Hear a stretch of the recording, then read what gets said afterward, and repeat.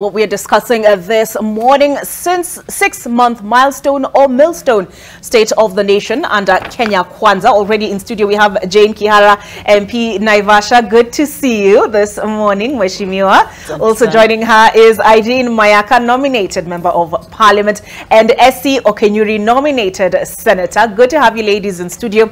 We are waiting Beatrice Elachi, but as she makes her way here, why don't we take a look at what is contained in the newspapers this morning, starting with the Daily Nation. I see Matiangi has graced how many? Let me see. 1, 2, 3, 4.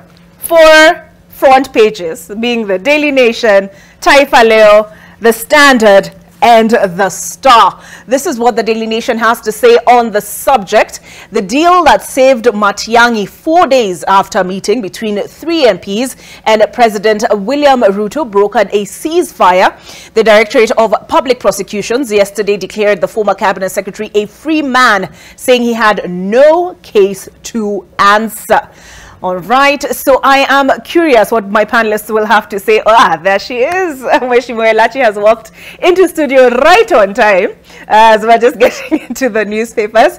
All right, let's see what the 3 other dailies have to say on this subject before I get your comments on that. All right, Taifa Leo, this is the headline.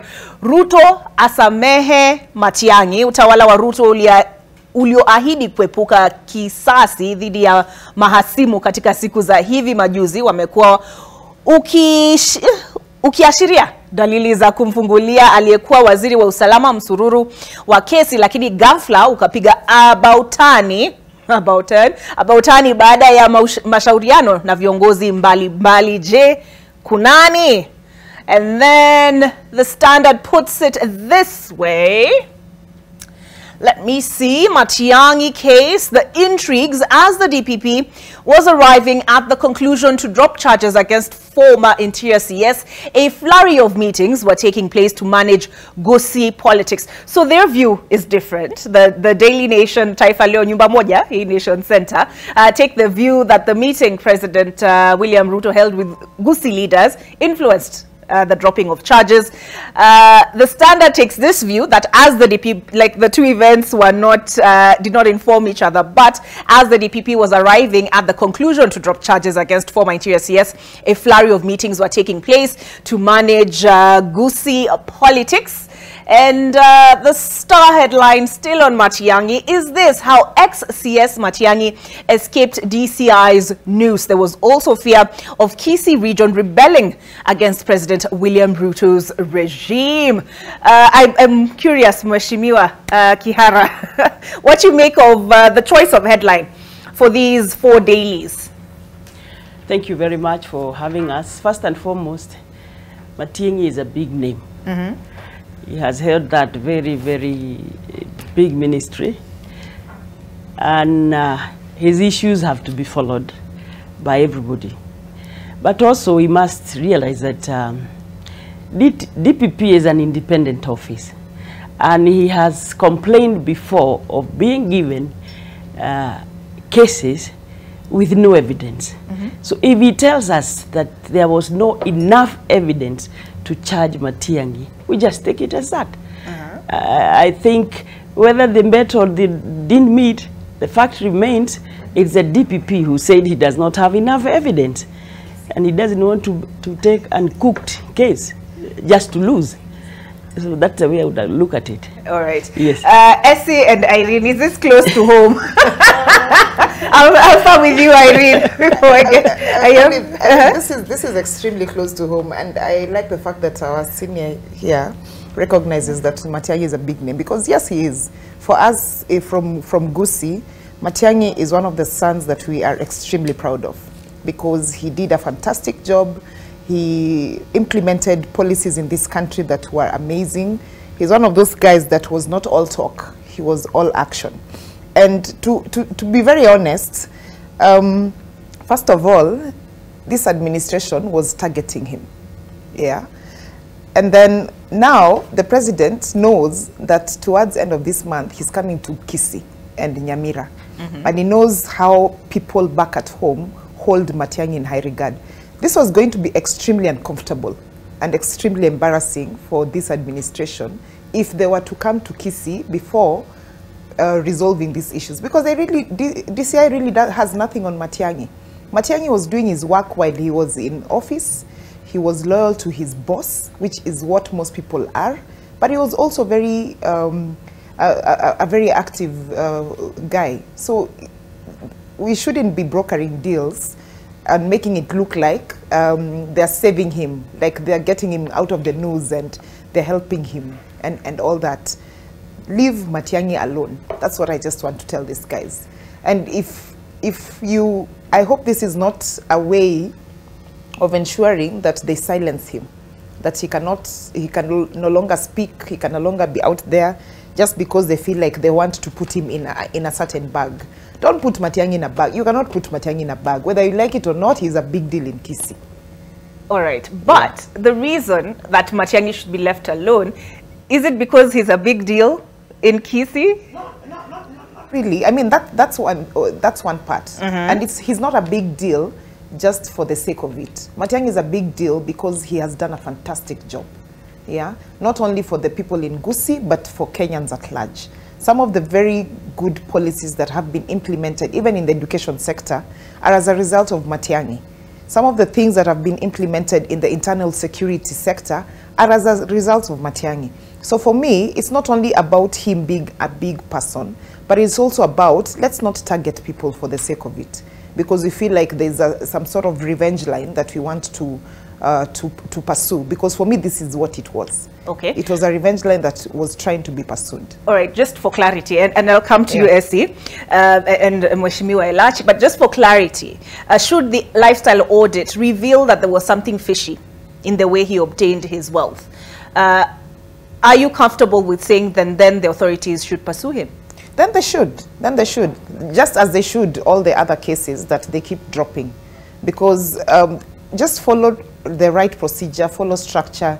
If you want to prosecute someone, or if you feel that they have anything to answer for, follow the right structure. Regardless of their standing. Yeah, regardless of their standing. Community. Don't ambush them and, you know, and break into their houses and build a whole drama around it. Do the right thing. That's all we are saying. Essie, your thoughts? Olive, as you said, it's closer to home, yes. I would like to point out that the investigative agencies have been doing their work. And if they communicated otherwise, who are we not to listen to what investigative agencies are saying? But of my key concern or point of noting would be, presidency is a symbol of national unity. Ever since the president was declared president, he's been holding meetings with leaders who are of divergent opinion in a bid to extend an olive hand in uniting this country. And you know, a united country means development for all. The Kenya Kwanza administration has been on the front line saying we will not revenge on people who are not agreeing with whatever we were talking about. And surely, Olive, I do not think the president wants to go back on that. Yesterday, you saw him meeting leaders from Nyanza, and all these leaders are abandoning the backward politics of, you know, mass action and joining the president in moving this country forward, because Kenya Kwanza has an agenda that we do not want to be distracted. We want to move this country forward and put food in the plates of the millions of Kenyans who are looking up to us. So you're saying this was not a witch hunt? So for me, I do not want to go to that direction, because the investigative agencies which have been doing that work. For me, I want to put our priority and emphasis on the president being a symbol of national unity, and is out here to bring everyone on board. And in the words of Alexander, you know, the actions of each and every person in this country contributes to the development we are anticipating. Yes, Olive. All right. Mheshimiwa Elachi, speaking of bringing everyone on board and meetings at State House, the Daily Nation says there was a meeting that was held at State House with Gusii leaders, between the president and Gusii leaders. And then thereafter, the charges, the DPP felt the proffered charges had no merit and therefore did not pursue them. Does it concern you, or do you take the same view as the Standard that the two things happening more or less one after the other is simply coincidence? Well, first of all, good morning. Morning.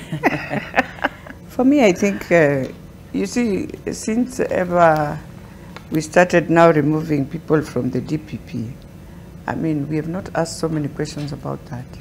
So I think it's the same thing. Yeah, there's nothing that has changed. It's the DPP to decide whether there's a case or no case. And I have seen him throw out so many cases. So for me, I'm just glad he has finished with Matiangi. Let Matiangi move on with his life. The Gusii people, this is their son. One of the things I want to congratulate them is that they can rally behind. It's not easy. I can see Kisses, our brothers from Northeastern, they are a type of, and the Maasais. It's a community that when you touch any of theirs, they will come blazing. They won't care what party. So I think it's a lesson to all, to us who are large tribes, you know, because we like bashing our people. When they are being bashed, you are the ones who are bashing even more. So we should learn from this. That nowadays in Kenya, you just round yourselves across one of your sons or daughters and make sure you stand with them. So big tribes, let's learn from the small tribes. They really, by the way, it's something they do it and they won't care across board. And I will tell you, I could see even in Parliament, even the majority whip would say, as much as anything, that is our stand. So that's where Kenya is. We protect each other. We should not be pretending. We should just be now saying this is this, black and white, and we move on. That's what I can see. But is that not dangerous? In That's Mutuwetu mentality. Kenyans are used to. I've said the big tribes are the ones that our Luyas, our Kikuyus, no. The small tribes, they know how to ensure you touch one of them, they will come, all of them. They will stand as a team. But for us, you know, we are big tribes, so whenever we are the ones who will bash you, we will take you to the cells instead. So can we learn from the small communities how they are moving on? Because I think in Kenya today, I would say it's a very interesting time in Kenya.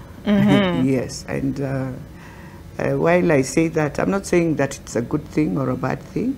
I'm just saying that is where we've reached. We need to ask ourselves, and that's why we must audit the Constitution, because in all this, when we went and promulgated the 2010 Constitution, Kenyans in our mind, we knew very well, we don't have a very strong center of power in any. And so we said we've distributed this power, but slowly by slowly, we have brought this power again back at the top. And everyone is there. We are about to kill each other from that top. Yet we thought we devolved power so that Kenya can just move as one country, but feel that in this way, when you're in Kisii, things are moving. When you're in Kakamega, things are moving. When you're in Nairobi, things are moving.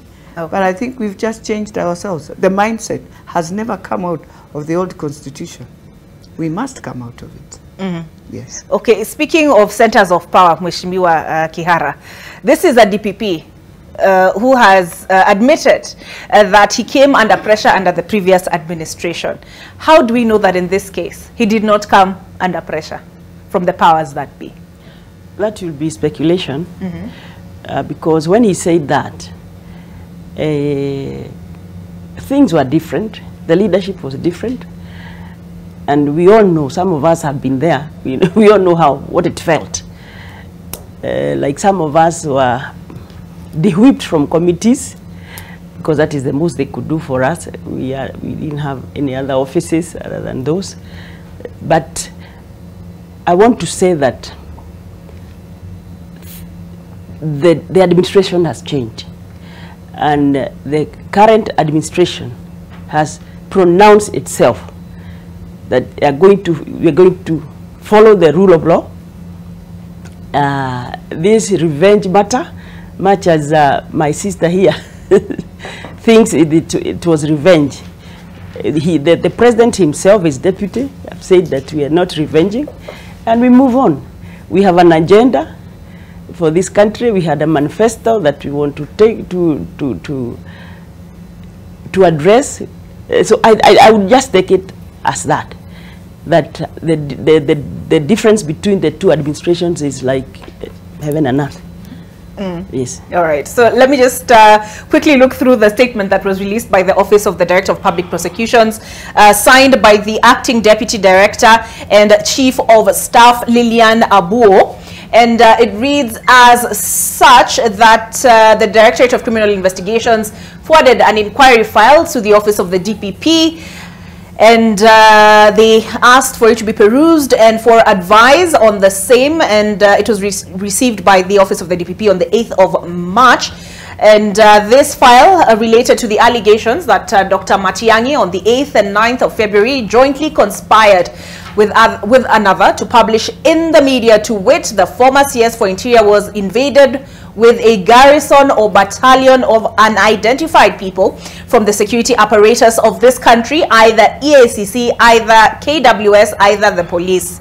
The recommendation by the investigating officer was that Dr. Fred Matiangi and his advocate, Danstan Omari, be charged for the following offenses: conspiracy to commit a felony contrary to section 393 of the Penal Code, and B, publication of false information contrary to section 23 of the Computer and Misuse and Cybercrime Act of 2018. Upon independent, and I suppose we should underline that one, upon independent and thorough analysis of the evidence availed and a review of the statements of the witnesses, the Director of Public Prosecutions found that the evidence provided was not sufficient to sustain the above charges against Dr. Fred Matiangi or his advocate, Danstan Omari. The evidence provided did not meet the ingredients needed to prove each of the aforementioned offenses as required by law. The DPP has therefore directed the DCI to close the file with no further police action. I will leave that there, the Matiangi question, but there was another meeting yesterday at State House. We saw more leaders from Luo Nyanza, as it were, pledging fealty to the Kenya Kwanza administration. At the same time, Raila Odingas was in Mombasa, accused the current government, that is that of William Ruto, of buying members of parliament. Irene, your thoughts? Olive, on this particular matter, you know, it's very interesting that this administration keeps saying that they are not interested in a handshake, and which we agree, because we are also not interested in a handshake, because we want to be an opposition that keeps the government in check. But then again, they are doing handshakes via the back door, because the moment you go to someone's backyard, and everybody knows Nyanza is a stronghold of our party, and you keep getting people and having meetings with them and consulting them, whether or not they are former leaders or not. But for me, this is a back door of trying to get a handshake, yeah, and trying to bring people. And I mean, we're in a democratic space. Nobody says you shouldn't get people and talk to them and try to bring them onto your side. But my question is it genuine? Is this administration doing this in a genuine manner, or is there a hidden agenda towards it? That would be my biggest concern. All right. Yeah. Essie, you talked about inclusion, and this president is all about inclusion. We had the Nairobi governor over the weekend, Johnson Sakaja, say that the opposition, or rather, I know there is contention over whether or not Azimio is the opposition, but the governor stated that you cannot afford to ignore the people. A significant number of Kenyans voted for them. So you need to talk to them, sit down, at least hear them out. Do you agree with his sentiments? Only, first of all, you need to realize the Azimio marriage was a forced marriage. If members and parties are leaving Azimio, it's because they have found new freedom in other partners. That's one. Two, the president is not, the president of Kenya Kwanza is not poaching Azimio leaders. Azimio members who are joining the president at State House are running away from the politics of deceit that we've witnessed for a long time in this country. the politic of handshake, which I still insist was a bad leadership experiment we ever experienced in this country. So if leaders are visiting the president, it's simply because they realize he has a plan. Tell me, who would want to embrace a situation where we are anticipating mass action, people boycotting Safaricom? Can you imagine how many customers are going to lose services, how many agents? In fact, if I remember in a time like 2017, some of the women who are converging in Kisumu to pray for peace in this country were young people stormed in those areas who are pro-Azimio. And we are seeing an Azimio that is equipping young people to ransack their mothers who are their parents. Is that what we want to look at? We want to concentrate. I'm not digressing. I'm painting a scenario. No, I'm saying the ransack bit of things. Yes. You've lost me a little bit there. They have been documented. They are on media. Media has covered several of those stories where Azimio youth are attacking people who are holding peaceful engagements. We are not seeing this for the first time. Where was this time? Azimio? You saw Raila Odingas now has announced that we are going to have mass action. Is that what we want to concentrate on? But so no, the question is, was there ransacking? Yes, that has been documented on media, and I can share such clips which have been reported. And you know, Olive, we do not want to look like whatever that is happening at State House is illegal. I still insist the president is a symbol of national unity. He has welcomed people. We have seen even ODM governors go to State House. Even my own governor, Simbarati, said they're going to embrace William Ruto for development. So clearly, you can tell even in those factions, there are people who are of the strong opinion that surely we need development. And if we can work with the president in achieving some of these projects or ideas we have to move as a team and support the president, because he was elected and declared officially by the IBC. I even see, I do not imagine, look at another interesting thing. Raila Odingas says that they want servers to be opened. At the same time, you want to kick off IBC commissioners. Who's going to open those servers for you? Interesting. Okay.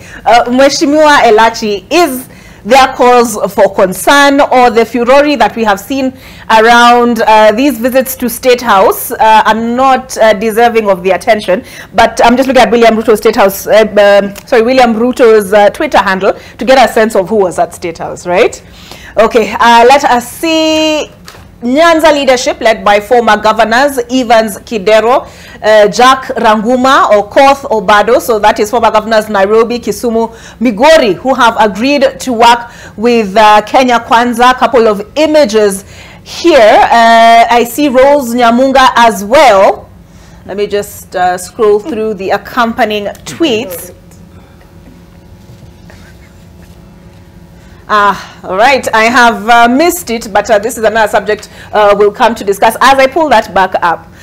Are these people who had already walikuwa vuka wakajiunga na mrengo mwingine? So, you know, are you surprised to see them at State House? And is it an issue for concern in your opinion? Well, first of all, they are leaders and they are former leaders. They have a right to associate with who they feel. For us in ODM, I think we have a right to associate with Baba, and we must follow what Baba says. And without, you see, one of the things I've said, if the government is doing a good job, I will not come here and bash the government. I will support the good job. But if indeed the government is also not doing the right thing, I will tell them. I won't bash, but I'll say, as a mother of this country and a woman, and more a woman in the eyes of God, not the thing that we are talking. I can hear people talking about a woman of Kenya. Let me tell you one thing, Olive, is that I think, and I want to tell the government today, this morning, it is important, very important, to ensure this country is going to have peace. Those who, we were told the opposition, we must check. Our checking is in the rallies you see us going. You gave us the opportunity as government. You said we can picket, we can. So that's what we are doing, because you gave us that opportunity. But I'll tell them, do not allow and never allow that since 2013, we told ourselves, we prayed in churches, we did everything, that blood will never spill in Kenya because of politics.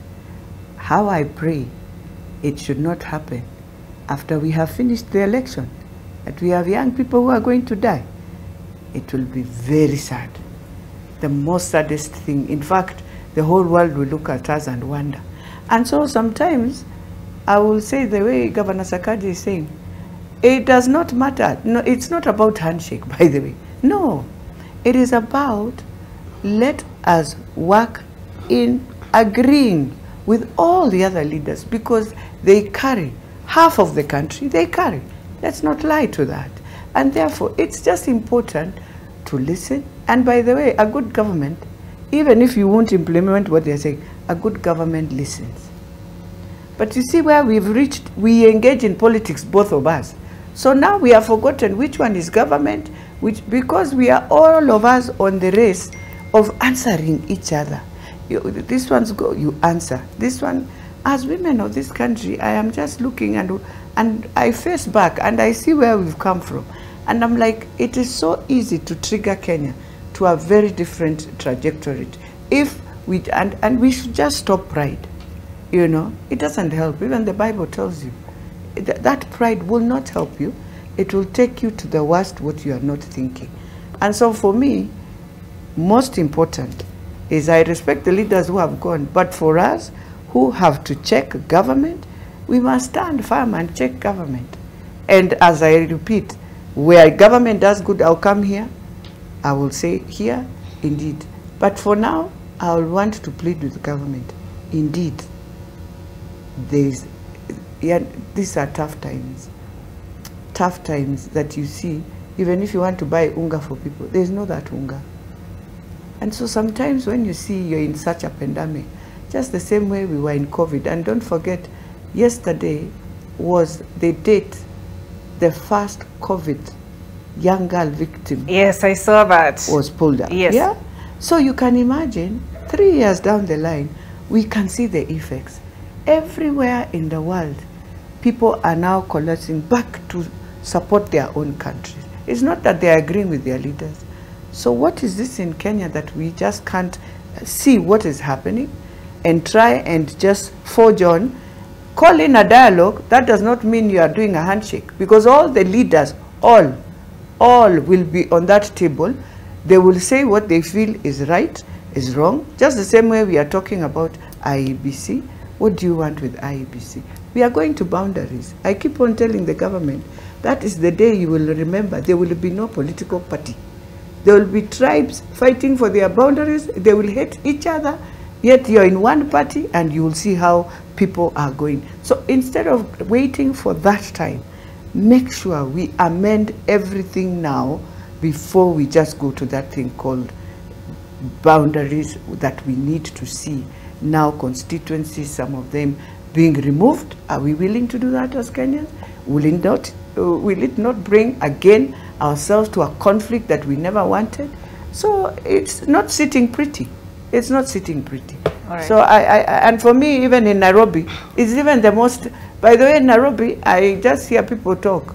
Nairobi here, you can see wonders in seconds that you have never seen. Yes. All right. So, Mheshimiwa Kihara, I'll come to get your sentiments on what Mheshimiwa Beatrice has said, that dialogue does not translate to a handshake. Yes. On the other, because I've looked at a glance at my clock, and so it's time to take a break. We'll take a break. We'll come back with your sentiments on that.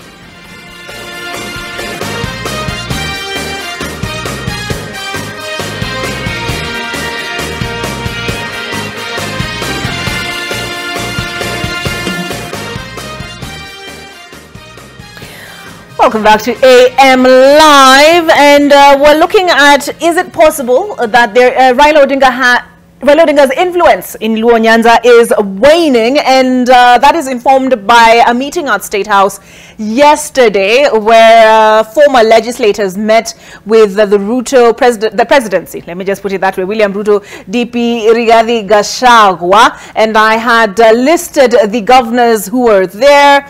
I see also present, as I mentioned earlier as well, Rose Nyamunga, Fred Matiangi, Nicholas Gumbo, Martin Ogindo, John Pesa Omondi Anyanga, former police spokesman Charles Owino, among others. And just before we took the break, Beatrice Elachi, Mheshimiwa Beatrice Elachi, MP Dagoretti North, had said no big deal. They had left already, so and they're free to meet with whomever they please. But she also did make another submission, and that was dialogue is not synonymous with a handshake. Mheshimiwa Kihara, your thoughts on that? Thank you, Olive. You know, here we have two leaders who are doing different things. President Ruto is working. Former Prime Minister is politicking. Those are people doing two different things. That is why you can afford to hear him say that leaders are being bought. This is not new. When we joined President Ruto, when he was his deputy, that was the language, that we are going to him for our own stomachs, which was completely untrue. We know what we were looking for, and we knew where we were going, and we have landed there. These leaders, they are leaders in their own right, just like Honorable Elachi is saying. ODM has a history of mismanaging their party primaries. And some of the leaders we have in parliament are not chosen by the people. But they have gotten that very gorgeous ticket of ODM. So that's how they get there. So those who are left, or those who think they were mistreated, of course they are disgruntled. And now we have a government. There is warmth in government. Why do you want them to remain in the code and there's nothing for them on this side?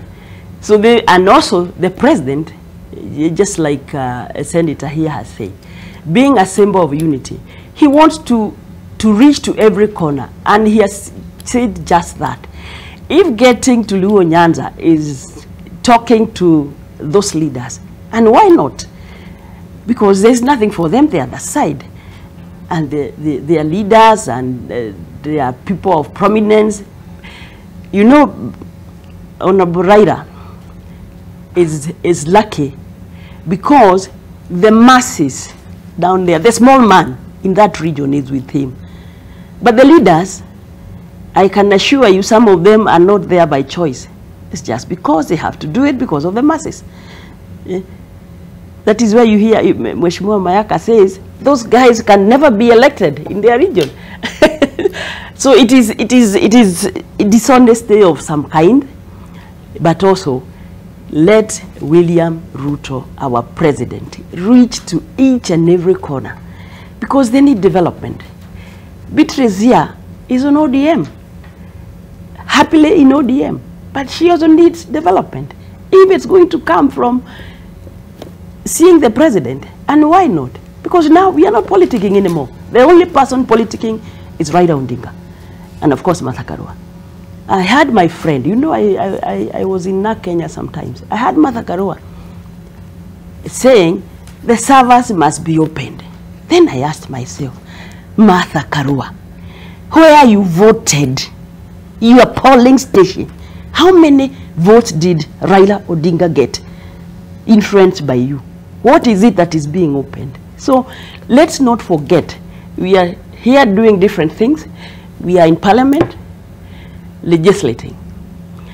Ruto is in State House, organize the country to follow his plan or the manifesto. Raila Odinga is in the streets politicking. That's all. It's as simple as that. So you're saying no to dialogue? I am saying let anybody who wants to meet the head of state be allowed to meet the head of state. Okay. Because they cannot be in vain. Being a symbol of unity, he needs to talk to everybody and anybody. because that's the only way we can afford even to ensure we have peace in this country. All right. That's how you cultivate for peace, by talking to everybody. All right. So when it comes to tribal cocoons, it is for form boundaries, like Honorable Rachi is telling us. But for now, it is development. Things are very difficult. The situation is very hard. Please don't divert the president so that he's talking about your demonstration all the time. Please, please, please, let us now be focused. Elections are over. You heard Uncle Moody say just now that let Kenya Kwanza at least settle. You know, 6 months is a short time. You cannot keep on saying government has not done this and you are there. You just walked out of government. Raila was in government and things were not any better. So there is a lot to fix. Let us all be focused. Whether you from this party, we have an issue of poverty. We have citizens to address their problems. Olive, there's so much problems on the ground. Mothers have children who need to go to school. They don't have uniform. There's no food. There's no rain. Who do you blame for rain? That's why we cannot even have that unga. You see, there are still things that we must think collectively, because it affects all of us as a community, as a country. All right. And you're segueing us beautifully to the topic of conversation, which is 6 months. But Essie and Irene, because she's raised it and had actually pulled it up, and Moody Awori is trending. And I see here a Nation.Africa post has been shared, and a quote here even highlighted by KBC, the national broadcaster. Kenya Kwanza won the election on its manifesto, and the manifesto emphasized the interest of the ordinary mwananchi. I am delighted to see that is the direction it is going. And other than that, I see the Standard has quoted him as well.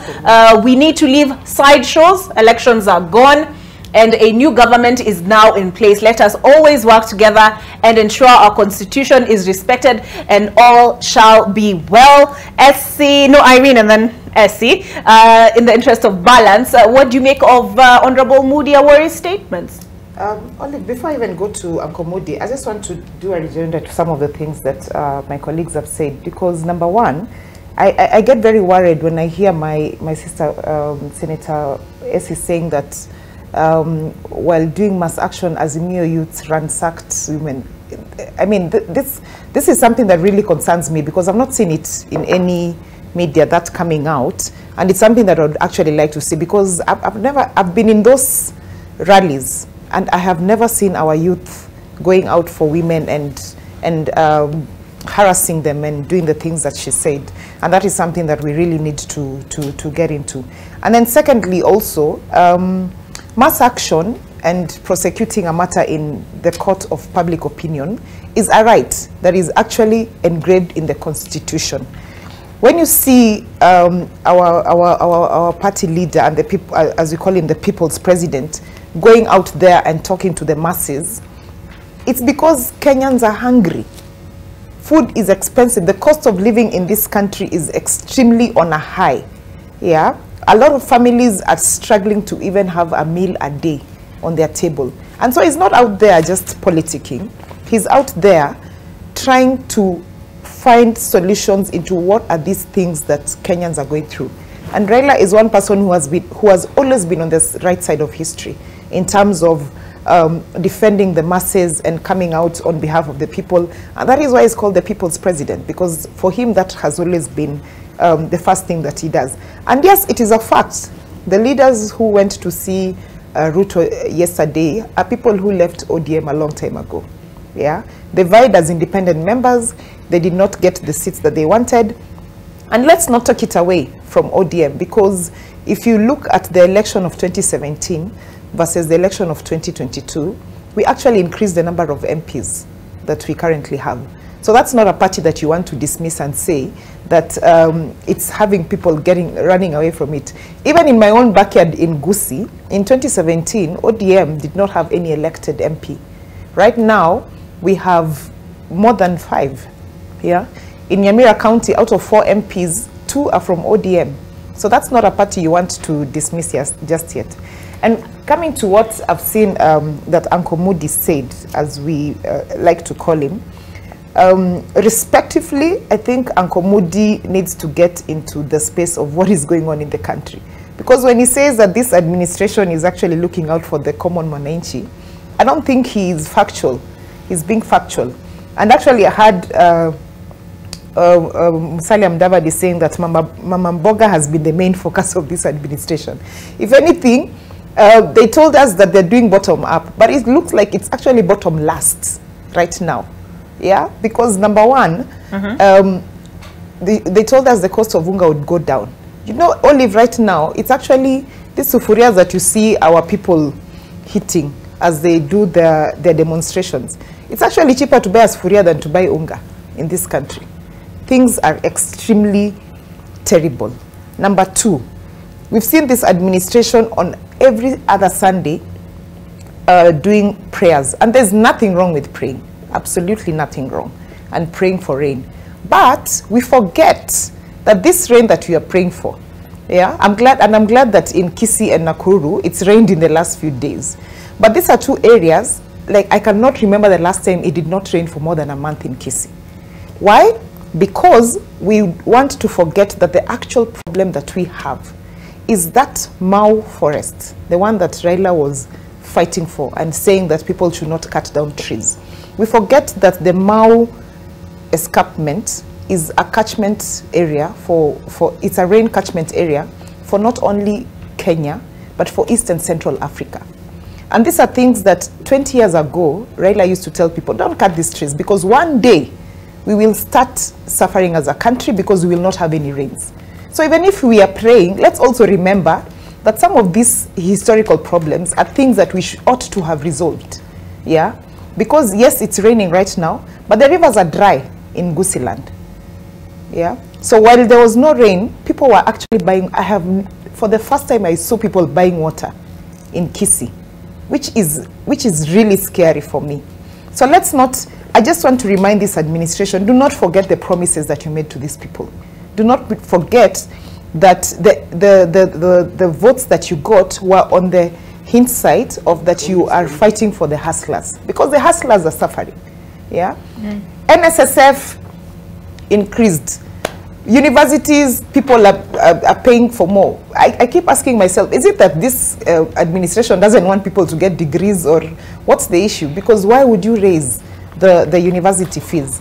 So Uncle Modi needs to get in touch with what is actually happening in this country. Right. I don't think he's done that. Or the conversation that he had with Musalia before he addressed the press, I think Musalia just painted a whole other picture for him. Did he even mention the fact that he's put an office for his wife to him, instead of concentrating on the things that actually affect Kenyans?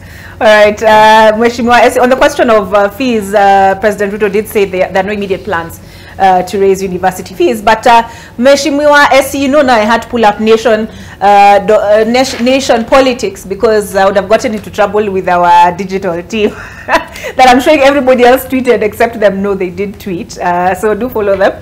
But your thoughts on Mudi Awori saying stop these sideshows, elections are over, let the Kenya Kwanza deliver. The Kenya Kwanza government deliver on its manifesto. And with that, I will transition us into 6 months. I couldn't actually have said it any better than what the good old senior citizen has said. We also need to remember that gone are the times when 2 people would sit in Muthaiga and make decisions for millions of Kenyans in Nyamakima or Kinangop. Actually, when the Hustler Nation was saying that freedom has come, freedom actually came because Kenyans had a chance to elect whoever they wanted as their president. And it was announced by IBC. Azimio tried to challenge that decision at the Supreme Court. There was a ruling. They further attempted to prosecute that matter at Kamkunji grounds. I think it didn't take off. So when Uncle Moody says that Kenya Kwanza has an agenda that needs to be prosecuted or implemented, I agree. Recently, I was buying unga at a shop in Ongatarongai. I stay in Kajiado, and I actually realized unga had gone down by 40 shillings. That's a good. You were buying it at how much? Initially, I was buying more. It was a bit high, but now I realize it's gone down by 40 shillings.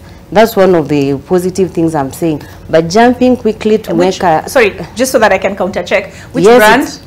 That was Pembe. Pembe? Yes. Okay.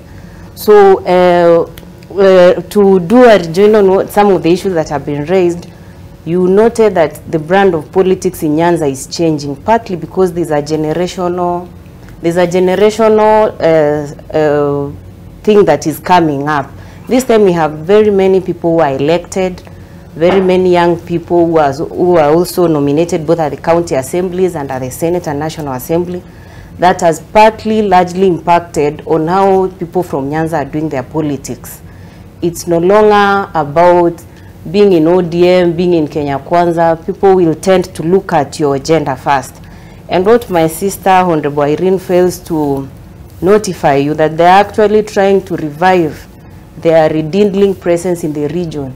Before they got the 5 elected ODM guys, they initially had a huge number before losing those seats in the 2017 election. So they're actually trying to get back their glory, which is going to take them time because the citizens and Kenyans largely are now wiser. Coming to the issue of mass action, of course, mass action is allowed so long as they recognize the limitations of Article 37 of the Constitution on picketing. But the moment we now see, if we anticipate issues of throwing of stones, attacking of people's businesses, then we have a reason to be worried.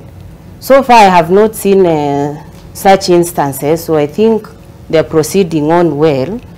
But the moment they want to intimidate anyone, they want to go to different projectiles, surely on that one, I do not think any right-thinking Kenyan would subscribe to that. On education, interestingly, the World Economic Forum ranks Kenya 7th out of 10 in the academy, in this country being one of the best education systems in Africa. And you know, you would criticize the ranking, yes, in terms of the quality of education, the level of skills training in the teachers, and several other aspects that are put in place.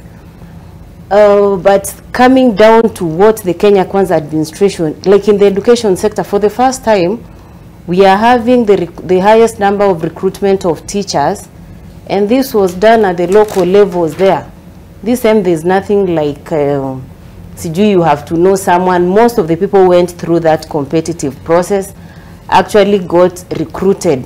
We have had the lowering of fertilizer costs, in that farmers are able to now get fertilizer at a low cost. And Olive, you note that Kenya is a country that is largely dependent on rain-fed agriculture. So in as much as we are trying to push our people to embrace alternative means of agriculture, because our anticipation was that agriculture was going to give us a lot of revenue in whatever we wanted to do. But we have to note of those challenges that have come as a result of climate change, which, in as much as you criticize this government, we have no control over some of those issues. And as my sister Honorable Elachi said, countries are starting to get back to their economic standing, especially from the effects of COVID.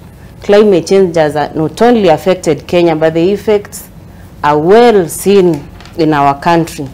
So in as much as some quarters would like to discredit this government, they are not communicating to you that even in the Kerio attacks, the CS, Professor Kindiki, has already issued directives on how those attacks should be handled, because if you ask me, those guys, I equate them to terrorists. The only difference from what the attackers in Kerio are, the difference between them and ISIS is their geographical location. But surely that's an issue that all of us agree that Kenyans deserve to be protected by their own government, and we see the actions that have been taken by the president and the respective CS of that ministry. So on matters of security, in as much as we are dealing with that issue right now, but I would urge that we appreciate that some of these issues require we as a nation, because we are Kenyan first before we break down into Azimio or Kenya Kwanza, that we now need to come together and give our support as the government is trying to make this country safe for every other person, including people who will never witness such attacks, like people in Kisii. We rarely have such kind of attacks, but we're in solidarity with the initiatives being taken by the government. As women, as young people, we are in support of those initiatives. Thank you, Olive. Okay, you've gotten us now to the cost of living, because now we are looking at how it has performed, the Kenya Kwanza administration, in its first 6 months. The issue of cost of living, NTV Kenya ranked, this is the NTV Kenya website, ntvkenya.co.ke. They say on the cost of living, the Kenya Kwanza administration has failed. You can see on your screen, it's on the what is it, this is it like the thing on your watch, what are they called, the hand is on failed. And let's see why they say on the cost of living the Kenya Kwanza administration has failed in bringing down the cost of living in its first 6 months in office. You talked about unga, and you said you buy pembe, Mheshimiwa Esi. Yes. Right, so a 2-kilogram bag of unga, I've just picked at one of my online apps. And where is that? Here we go.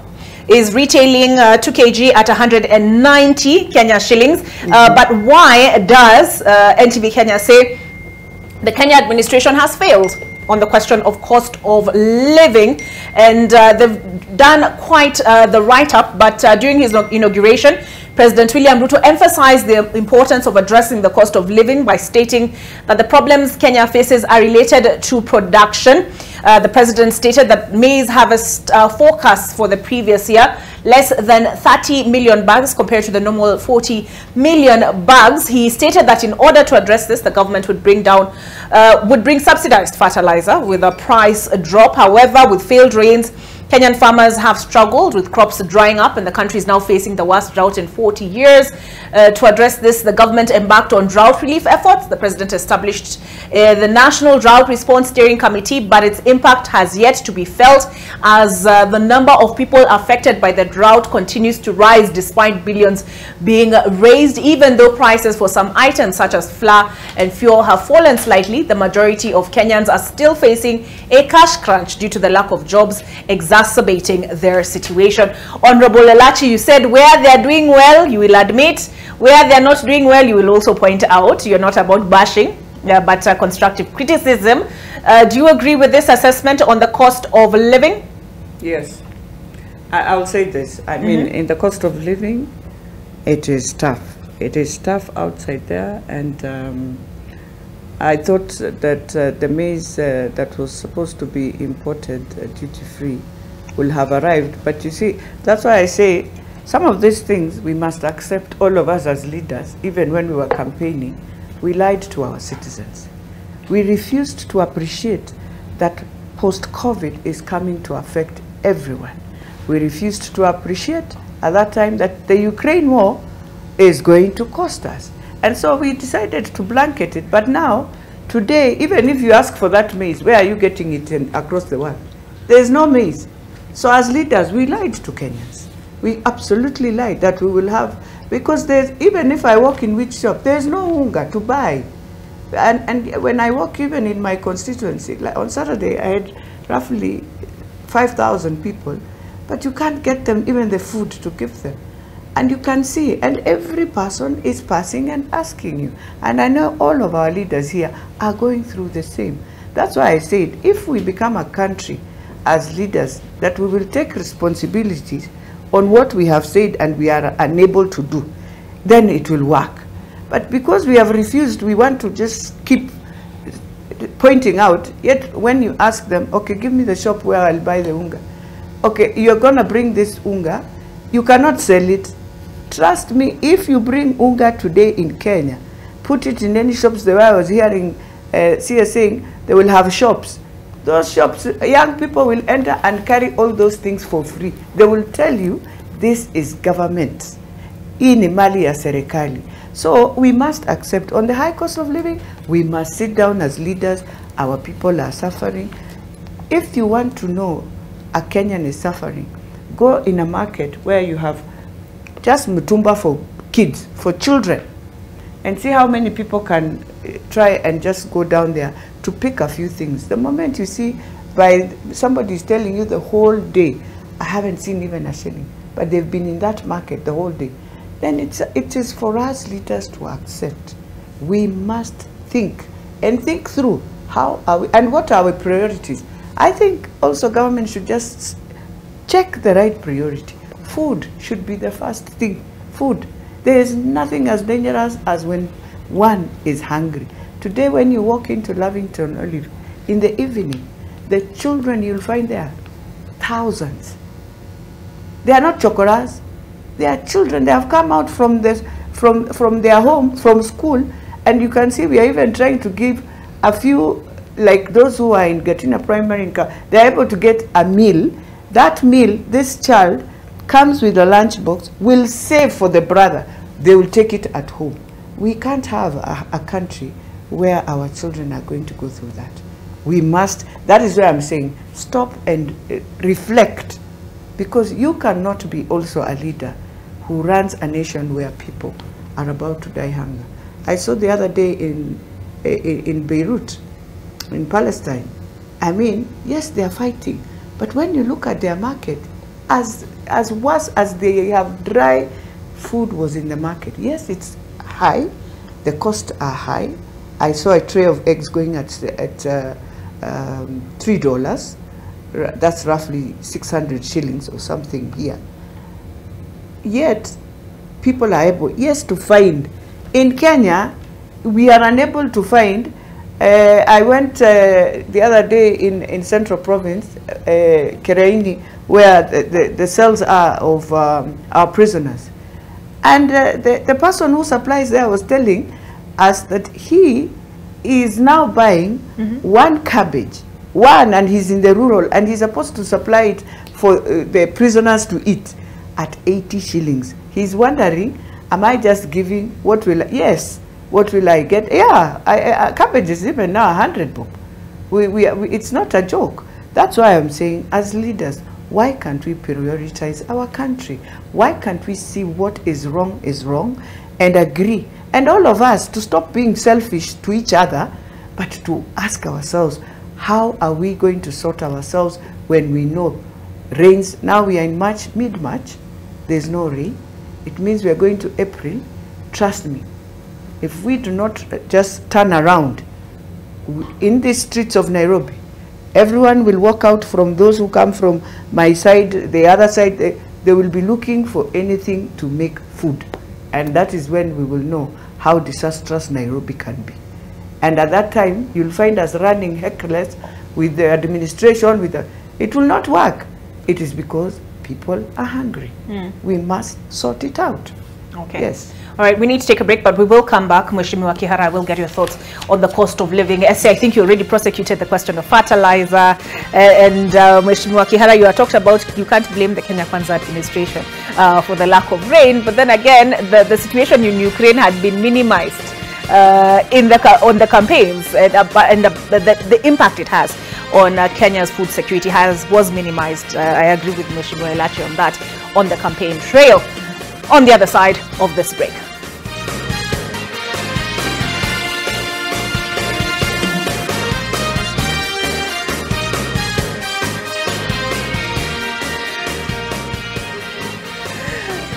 Welcome back. Welcome back to AM Live. We are now on GMOs. Because you're asking the question, if there's no maize, then perhaps do we need to reconsider our position on GMOs, or at least, as you know, that was one of the issues raised in the statement of the Movement for Defense of Democracy, the question of GMOs. But before then, I had asked Mheshimiwa Jane Kihara to comment on the cost of living. Do you agree with this assessment that the Kenya Kwanza government has failed in delivering on its promise to lower the cost of living? Thank you very much. But before I answer that, I want to tell my sister here. Which one? Mayaka. Okay. We prayed this government in, and we will continue praying. The fact that we got the presidency, we don't stop praying because we got it. Because we got it. So saying that we are in church all the Sundays, this is what we have done all the time. The fact that Raila and Uhuru never went to church. Raila was in church, I believe, in Mombasa on Sunday. Yes. Yeah, it goes occasionally, but it goes every Sunday. You know, we do it like Moi. Every Sunday, that is what you do. You go to church. So we prayed in this government, and we're going to continue praying. Yes, cost of living. And I want to assure Kenyans and tell them, please, it is not only in Kenya where the cost. I've just returned from Brussels. The problem is global. One, because of the dollar. Secondly, the weather, global warming. I think this is now where countries and all of us should set our mind that it is not because this government promised. Like now, there is a lot of budget that has been put into dams. Yes, we are waiting for the rain so that we get dams, so that people start farming, because that is, agriculture is what is going to save this country. So it is not that this government has not done this. It is a problem that we are all facing, whether you're in government, whether you're not in government. The problems, food is a big maneno. The government is trying to address it by giving people food, but how much food can you give? You eat today, you are going to eat tomorrow. If you get gorogoro moja for today, what do you do for tomorrow? So there is that one, there is a big problem. But this is not something that you can blame the government. See, the government promised. Yes, it promised, but many things have changed. So I think e-government, we know we got empty coffers when we got in. You know, the deputy president told us that, and then everybody was like, hey, they are telling us. But now it has been proven. The Auditor General has pronounced herself the controller of budget, that actually there was literally looting of money, hard cash, those dollars. So let people not blame the president or the government because of not doing what we promised. Because if we found those dollars, we would be doing what was expected of us. However, interventions have been put in place, and we have all seen that. We saw subsidies that never worked. They were just put there to benefit Bwana Mkubwa, big people, individuals. Not even, you know, when we were campaigning, there was a unga campaign of unga for 90 shillings. Yes. But we never saw it. That unga was not there. We went all over looking for it because it was a campaign maneno. It was gimmick to pite hiyo watu watuchague una unga ya 90. I think, like Honorable Elachi is saying, leaders now have to take responsibility and talk the truth and tell the people, look, this is how we are going to address this thing. But you cannot keep on blaming the government because of an expensive piece of burger when there had been no rain and nobody has control of rain other than God. So we have to keep praying. All right. Mheshimiwa Esi, quickly, because actually the two of you, I wanted yourself and Irene to speak on financial inclusion and access to credit, but quickly. Okay. quickly in supporting what Honorable Jane Kihara is saying, we've been seeing confessions that are being made by public officials. And if I can read those, some of those figures, they are alarming. We had 200 billion illegal tax exemptions, 35 billion fraudulent fuel subsidy, 15 billion fraudulent maize subsidy, 55 billion fraudulent transfers in July and August 2022, 15 billion transfers 4 days to elections. That is 320 billion shillings, and we are not done counting. People are still coming out. What is the source of your numbers, the numbers you're reading out? You saw what even Sister Margaret Nyakango was saying recently from the confession she was making, that she was actually forced to sign. Those are some of the things we are having to deal with, and we are, as Kenya Kwanza, we are not opting to dig deeper. Instead, we have now embarked on trying to legalize and seal those loopholes and other empty holes that were dug by our people who we have taken over from. So that's what I wanted to bring to the attention of viewers who are watching this morning, that it's not just an empty talk. You've seen it. All right. You've seen it happening. On the question of financial inclusion and access to credit, but this one, yes, on that, you see, it is good to tell Kenyans all this, but the people are in Kenya. Why can't we return our money? Yeah, they are in Kenya. They haven't gone anywhere. They need to return the money. Exactly. But at the same time, let us not also use it as a way of every day so that we move on with life. No, because for me, I know in this country we collect revenue every day. And I don't know where this thing of where Kenya used to save money, I have no idea where it comes from. Because I know we don't save. We collect, we consume. And per day in this country, we spend near 5 billion with a deficit of 3. You're supposed to spend 8 billion every day. So if Kenyans are now, because we will say this story and a year will go, then Kenyans, we will start asking the same question. So a year has gone, since these people stole money, but we have paid taxes 1 year, and we've added the brackets of where we never used to collect revenue. We are now collecting. So what I want us, and that's why I was saying, by the way, if we want to move our country from where we are, we must accept to be bold enough and say, indeed, on this, yes, there's a crisis. Come out and say there is a crisis. Kenyans will appreciate, they will know how to deal with this crisis. But if we say we will just walk around and sometimes just please leaders, it will not be fair to our own country and to ourselves. So for me, I would want us to remember, revenue in Kenya is collected every day. You are taxed. After that, it's the same money we spend, the same money that goes to now the different departments that are supposed to be, and then KRA should just tell us how much at then. And don't forget, today businessmen are being mopped fast. So if you have a business that you're doing, you are paying first government even before you have sold to get your profit. You pay your taxes first. So let us try and you know, as women, I know we look at our country very differently the way men look at our country.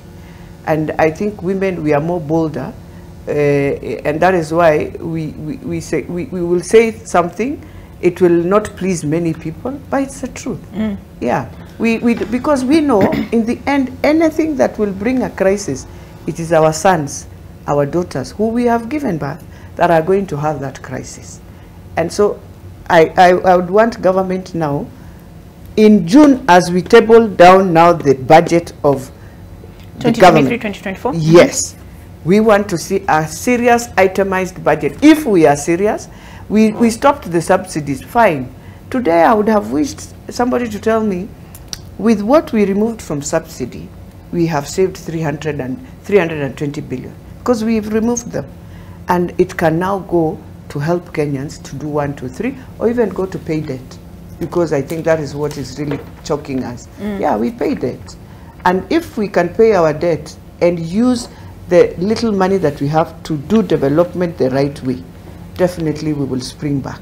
Okay. Because every Kenyan is wishing to spring back. All right. Yes. All right, Mheshimiwa Mayako, utawapatia hii ya financial inclusion and access to credit. They get a green, are done. They've delivered on this promise 6 months into the administration.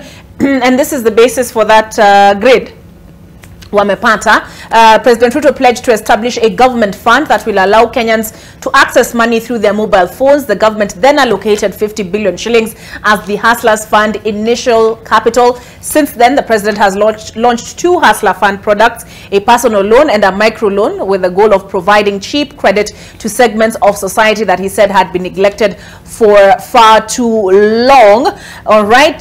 So do you say they promised a Hustler Fund? They have delivered a Hustler Fund, and this analysis continues to state that he also promised to have over 4 million Kenyans removed from CRB.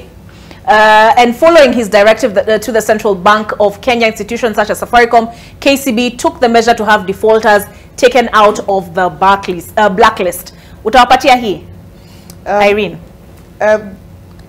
Before I even get to that, because that's debatable, and if you look at the specifics into it, then you'll see that the problem is bigger than what we are seeing there.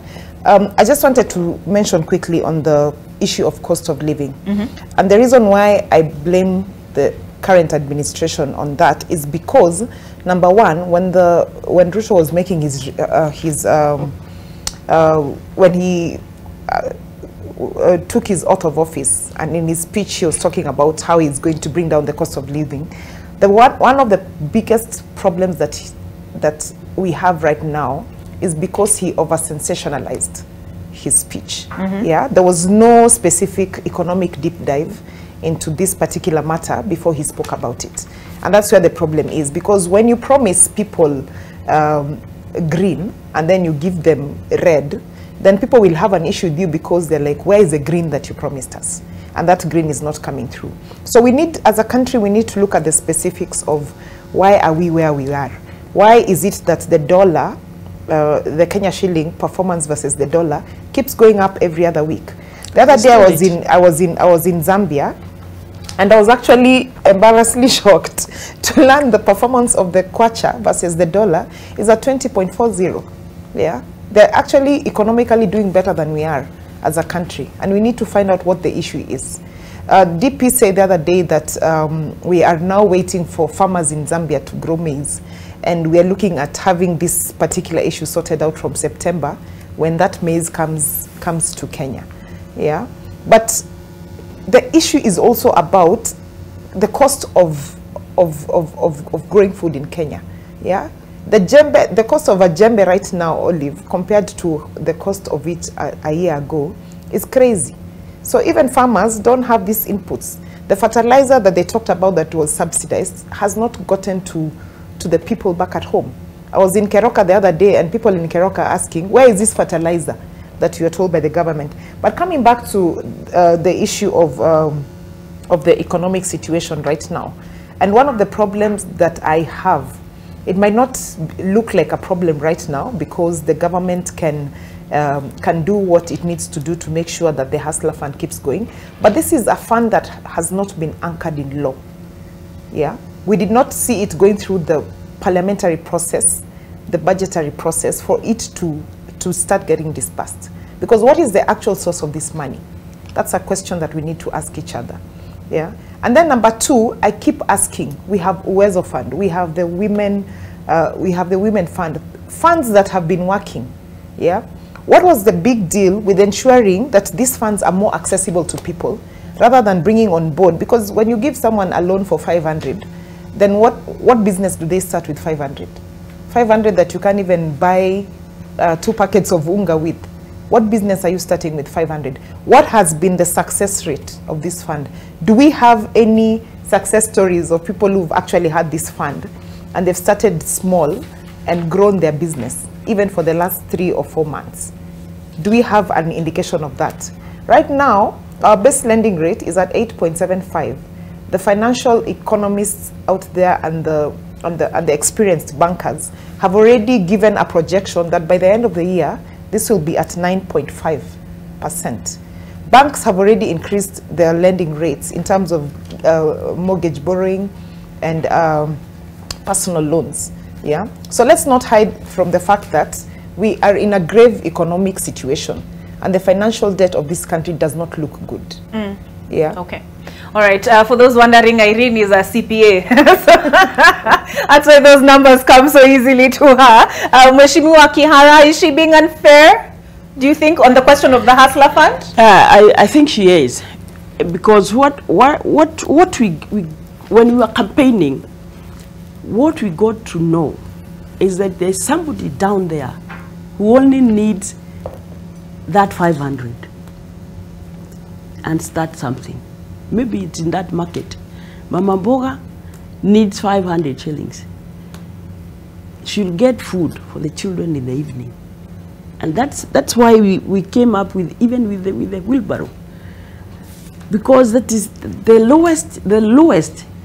I'll tell Mheshimiwa here, how much is a melon?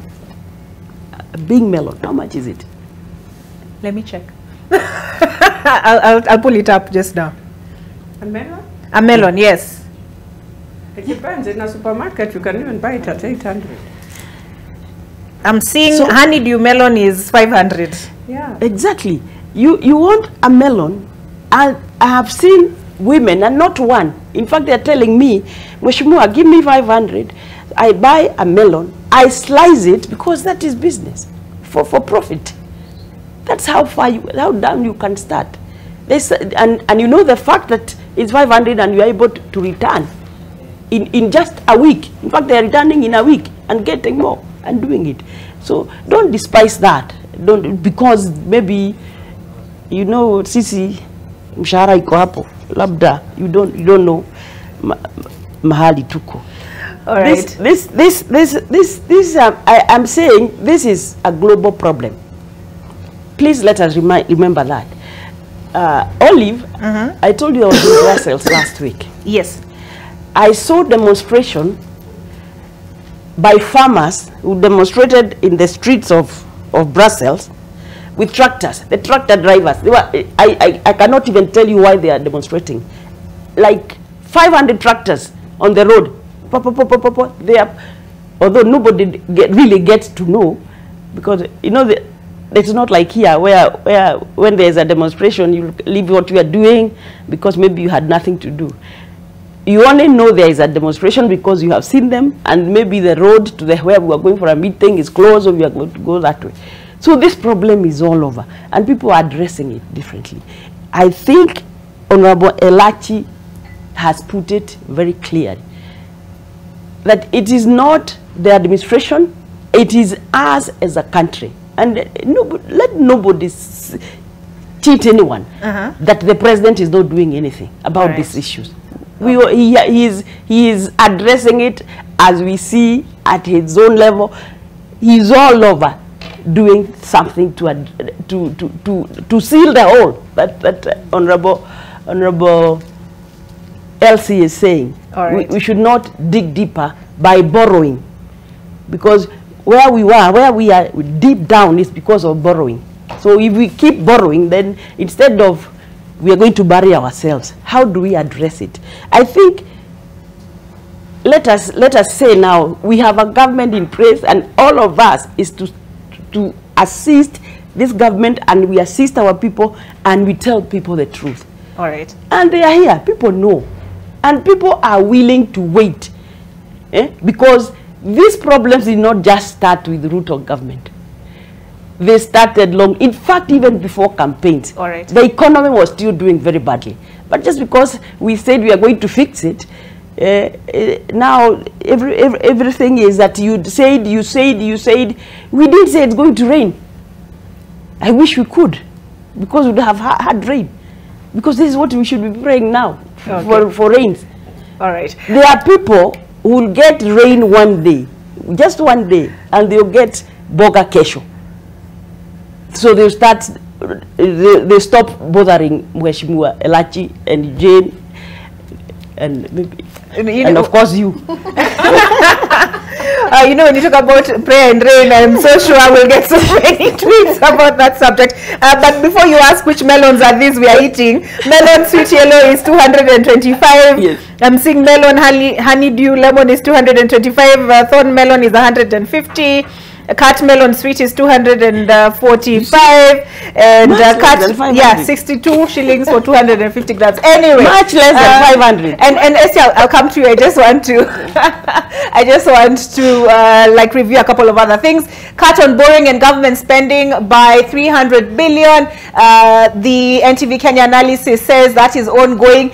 Dealing with banditry, they say that is ongoing. Committing to the 2/3 gender rule. Wamesema wameanguka hiyo mtihani. Review police salaries and welfare. This one ongoing. And let's see, revert goods clearing and operational issues to the port of Mombasa. Hiyo imesemekana they have accomplished. Resolve the CBC through public participation. Ongoing. CBC review is ongoing. Setting up of commission of inquiry on state capture. That one is, inasemekana they have failed according to this analysis.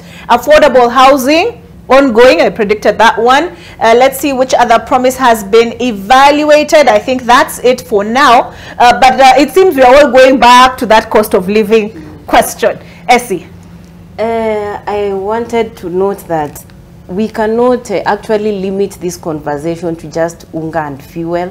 There are positive development by this government so far, and I actually get upset when we want to just say 500 shillings cannot help someone. You see, Olive, you had to Google to know the price of watermelon, but we interact with these ordinary people. The other weekend I was in my village in Kenyanya, and we interact with these people on a daily basis. To someone, the 50 bob or 100 shillings might not make sense, but this lower cadre of people are the people we interact with generally on a daily basis, and they hold such an amount dearly, because the fact that you are at a better position and you have access to better resources does not also make these other people feel the same way. For them, that's what they want. Coming back to what I was saying, currently when you talk about the housing plan, the president just launched 70,000 units. When you actually come to the issue of gas, in the next 6 months from what the plants that the president has opened, I'm looking forward to the price of refueling gas going down. Those are some of the positive aspects we are seeing in this government. The other issue is, unlike past regimes, where we have not had budgetary commitment to issues of paying pending bills, this government has actually committed to that. And we are also, our relationship between World Bank and IMF currently is better. Going back to the issue of pending bills, even when recently as leaders we were visiting the different ministries to follow up on projects that were pending and projects that are anticipated. This government has prioritized pending projects. And by doing this, we are having projects that stalled being completed because of prioritizing on that, and also taking into account people who participated in this project. So Olive, I think it's not a wholesome view when we just narrow the whole discussion to fuel and unga. There have been positive milestones that have been done by this government, which we have to take note, because, you know, partly we've been using allocations that were done in the past regime. And when you even look at what my honorable member Ilachi is saying, look at the Senate. Azimio senators have been paralyzing House business just for one issue. They want to remove Senator Dulo, who is a woman, and replace her with a man. But isn't that their right? It's their right, yes. But you see, I would be happy. And then I have no business to meddle with opposition issues. But then, as a woman, I would be happy if they were bringing a woman as a replacement. These are the same people who want Kenya to move forward, but paralyze government business in the House. Agenda. You cannot, one hand cannot be picking here and one hand taking away what you are saying. So we have to be very candid as leaders if we want to push this country forward, and not just as legislators who have room to make our proposals in the houses, do oversight, any other things, other than this whole idea of it is someone is volunteering to provide checks and balances. Me as a legislator, my first mandate is oversight. Okay. I do not need someone to volunteer using their own resources to show me what legally I should be doing at the house. So only if we are going to the right direction, you can actually not even call it 6 months, because initially we were using allocations from the past regime. We can now say ideally 3 months. So we are in the right direction. And knowing His Excellency William Ruto, as I know him in my initial life, I worked in the strategy and delivery unit of the Deputy President's office. I did see that, yes. And he really spearheaded most of the issues in that office before the fallout came in. So if he works the way he's already doing now, I know Kenya will be a step forward. All right. So in a minute and a half each for the rest of you, your closing remarks. I'll take those as your closing remarks. Okay. Just give me a minute, because Honorable Mayaka is nominated. She's nominated because she worked for her party. And she's a leader in her own right. Yes. And I know one time she wants to be elected. Yes. So what I would advise her... She was elected MCA, yes? No. Okay. So I am saying, I'm going to advise her that instead of saying that in Keroka there is no fertilizer, she should now go and lobby and make sure that fertilizer, and I'm going to hold her by her hand so that we go and find out fertilizer Keroka, why is it not there? Yes. Why is it not there? Yes. Of course, the price we know has been dropped. It's cheap. Because this is what we should be doing as women. Use another strategy. Don't criticize. Just go and make sure that fertilizer, because government doors are open. The president has said anybody who is elected or nominated is going to work with everybody. All right. Go to the ministry. Find out why is that fertilizer not there. People of Keroka will start seeing somebody who is going to look after their issues, and they're going to give her a ticket to go to parliament. Now, not on nomination by the party, but elected by the people. All right. So Irene Mayaka, you have an ally in Mheshimiwa Kihara. Because it actually starts with asking questions. And that is the work of an opposition, to ask questions. Why is fertilizer still expensive for the people in Keroka? And it wouldn't have to be that I have to go and lobby if the government could just do the right thing.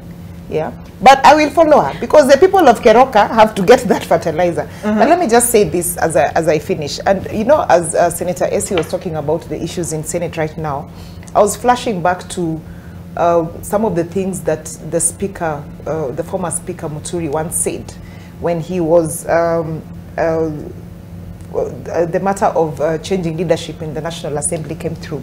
And what he said then was that him as a speaker has no business interfering with the decisions that are made by any coalition or political party. My advice to the Senate Speaker is that I expect him to be impartial on this matter. Because the Jubilee members who were in Azimio decided, as they say, they decided to go and start working with the president. If the coalition feels, if the Azimio coalition feels that Senator Fatuma cannot now whip them properly as an Azimio, as Azimio senators, it is their right. Why would the Senate leadership and the Speaker of the Senate interfere with that? I agree with those senators when they say they will paralyze the business of Senate until their issues are addressed. Because this should not even be a question. If the matter has been brought to the House Business Committee for execution in the House of the Senate, they should proceed to do that. As I finish, let me just say this, and I'm back to the Hustler Fund. I wish, because what in my life before I joined politics, I worked in the banking industry for a very long time. And one of the things that I learned is that for you to indicate and show indicators that what you're doing is actually working, you have to show people that these are the results that we've gotten so far. I wish we would have success stories of the Hustler Fund in the last 3 months, so that our level of confidence as Kenyans would go up for this fund. Like we do in the Weather Fund. I can pull out for you numerous success stories of what Uwezo Fund has done for the young people of this country. Can we have success stories of the Hustler Fund so that we can be able, can we have them? All right, they've taken notes. Yeah, all right, Mheshimiwa, I'd like to have the very last one. Make sure you get them. Now, for me, you know, I know they will think I'm crazy. No, I've been fighting for women's rights, and I will be very biased on this one. You see, if indeed I am not saying don't remove Fatuma. I am saying give it to a woman. Oh, okay.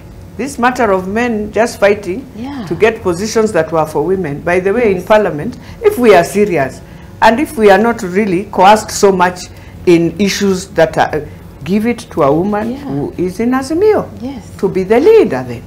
That way, I will appreciate. And I said last time, what did I say? I said, I appreciate nowadays men can fight for space. That is how women, we are fighting for that space. All right. So they feel, let them feel the pinch, but the position has to go to a woman. If indeed we are doing justice to ourselves and we are really serious that we want 2/3, where I know the government refused to give us more chairs of women. In fact, they killed us. But now let me come to the last. I want to plead also with the Senate. You know, I was in Senate. Senate is the cooling station of a country. People looked at the Senate. You remember the Senate of Anyang, of Wetangula, of my governor of Siaya, Orengo. It was a Senate when they speak to the president.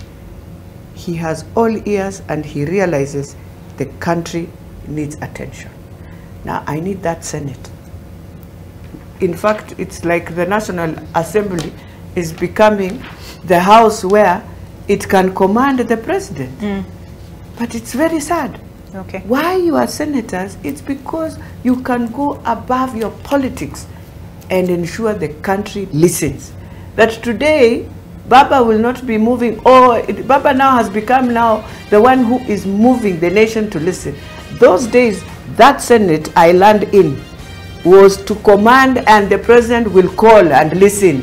He will not care from which political party. He will listen and he will be told the country is not doing well, and he will listen. So I am pleading, Senate, do not become, you always say National Assembly. I am telling you today, I think we are beyond. We can call the president and he will listen and he will listen. And I think that's what we are going to do in the National Assembly. All right, thank you very much. Essie, I'm sorry, we are time bad, so time bad. Essie, okay, newly nominated senator. I will have you guys back. Irene Mayaka, Beatrice Alachi, Jane Kihara. My name is Olive Burrows. Before I tunyoa, unajua naweza tunyoa hewani. Have a good morning.